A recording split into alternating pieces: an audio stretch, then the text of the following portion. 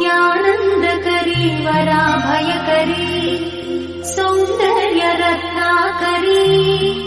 निर्धूताखिल पापनाशनकरी प्रत्यक्ष माहेश्वरी प्राणेयाचलवंशपावनकरी